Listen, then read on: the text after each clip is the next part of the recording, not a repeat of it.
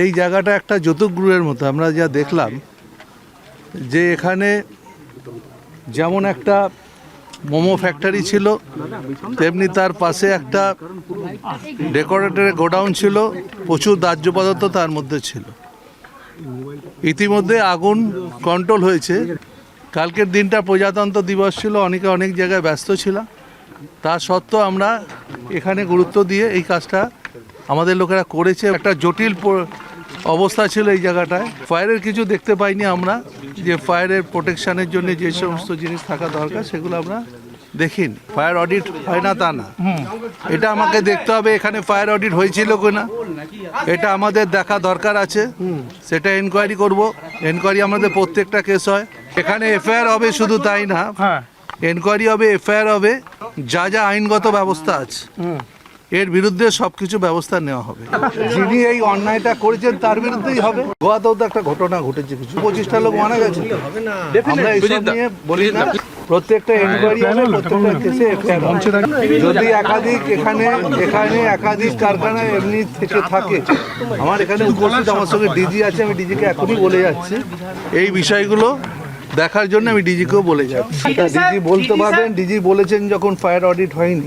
এত বড় কারখানা হলো না কেন অডিট?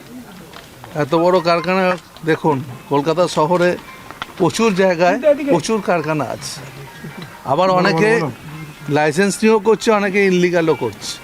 যদি এখানে আমি বলছি যদি ইনলিগালি হয়ে থেকে থাকে, এক্ষুনি তো আমি বলতে পারবো না ওদের কাছে কি কাগজ ইনলিগালি হয়ে থাকে, তার জন্য যা ব্যবস্থা নেওয়ার সবকিছু এখানে। এগুলো তো জলাজমি হিসেবে পরিচিত, তাহলে কি করে এখানে কনস্ট্রাকশন গুলো হচ্ছে?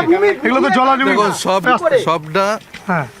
এটা তো ওয়েটল্যান্ড যারা দেখে, ভূমি দপ্তর, তারা দেখবে নিশ্চয়ই। যদি জলাজমি বুঝিয়ে কেউ এসব করে থাকে, তার দায়িত্ব নিশ্চয়ই দেখবে, যারা দেখার দায়িত্ব তারা দেখে নেবে। অডিট টিমেরই অডিট করা প্রয়োজন, কোথাও কি অডিট টিমের প্রবলেম আছে? টিমে অডিট করার প্রয়োজন না, তারা করে, আমি বলবো না তারা করে না। অনেক অসাধু ব্যবসায়ী আছে যারা এগুলো করে, এটা এখানে বলে না, সর্বত্রই আছে।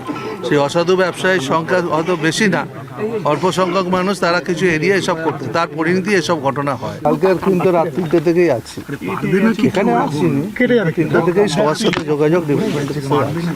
কালকে আসতে পাইনি, কাজটা চলছিল। আজ সকালবেলায় এসছি, দেখে যাচ্ছি, এসে তো এখানে দাঁড়িয়ে থেকে লাভ নেই, কাজটা করতে হবে, মানুষগুলোকে উদ্ধার করতে হবে, এখানে আগুন নেভাতে হবে, এইটাই তো আমাদের কাজ। সেইগুলো করছে লোকেদের কাজের মধ্যে ডিস্টার্ব করে আমি কি করব?